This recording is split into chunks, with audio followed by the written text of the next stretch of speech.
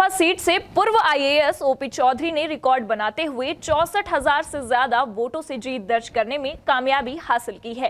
रायगढ़ वो सीट है जहां से कभी गैर अग्रवाल विधायक नहीं बना। लिहाजा भाजपा ने जब ओपी को मैदान में उतारा तो अनुमान लगाया जा रहा था कि वे अग्रवाल के प्रभाव वाली सीट पर फंस सकते हैं। सोशल मीडिया पर ऐसी खबरें भी चलाई गई कि रायगढ़ में कांटे की टक्कर है और ओपी को इसमें नुकसान भी उठाना पड़ सकता है, मगर हकीकत कुछ और थी। ओपी को जानने वाले बताते हैं कि टिकट मिलने के साथ ही ओपी को तगड़ा रिस्पांस मिलने लगा था।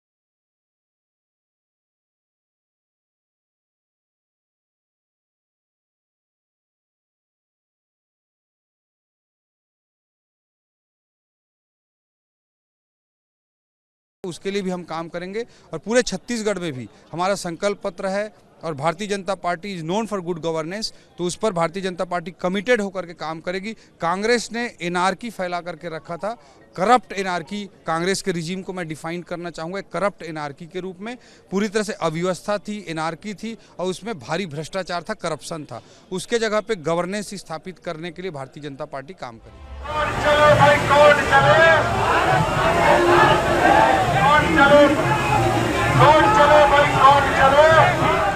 ओपी चौधरी को अमित शाह का करीबी माना जाता है। इस वजह से चर्चा तेज हो गई है कि बीजेपी ओपी चौधरी को छत्तीसगढ़ की कमान सौंप सकती है।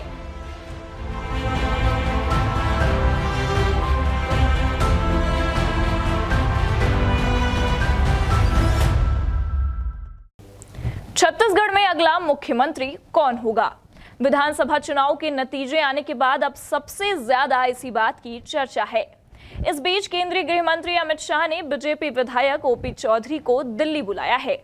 ओपी चौधरी रायगढ़ विधानसभा से बीजेपी प्रत्याशी थे और उन्होंने चुनाव में जीत दर्ज की है।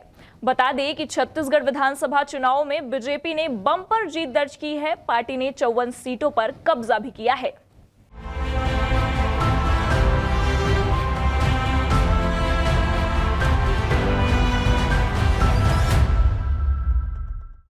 निश्चित रूप से मैं तो नेशनल टीवी चैनल पे बोला था 30 से 60 हजार के बीच का मार्जिन आएगा। जनता जनार्दन का आशीर्वाद है और कांग्रेस की माफिया राज थी। एक्चुअली जो कांग्रेस का जो सत्ता का दुरुपयोग और माफिया राज जो चलाया, उन्होंने छत्तीसगढ़ को एटीएम जो बना दिया, उसी का एक रिएक्शन था। जनता ने इसीलिए ओपी ने जीत का नया कीर्तिमान गढ़ दिया है।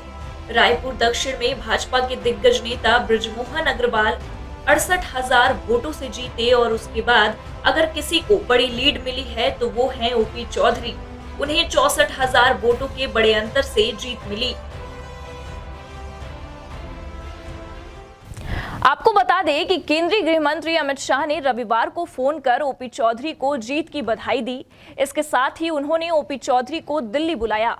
बताया जा रहा है कि ओपी चौधरी 4 दिसंबर को दिल्ली पहुंचे और अमित शाह से मुलाकात की। इसके बाद इस बात की चर्चा होने लगी है कि क्या ओपी चौधरी को छत्तीसगढ़ का मुख्यमंत्री बनाया जा सकता है। अब ये तो वक्त ही बताएगा कि पार्टी हाईकमान का क्या फैसला होता है। मध्य प्रदेश और छत्तीसगढ़ की ताजा तरीन खबरों के लिए आप देखते रहिए इंडिया टाउन न्यूज। फिलहाल मुझे दीजिए इजाजत, नमस्कार।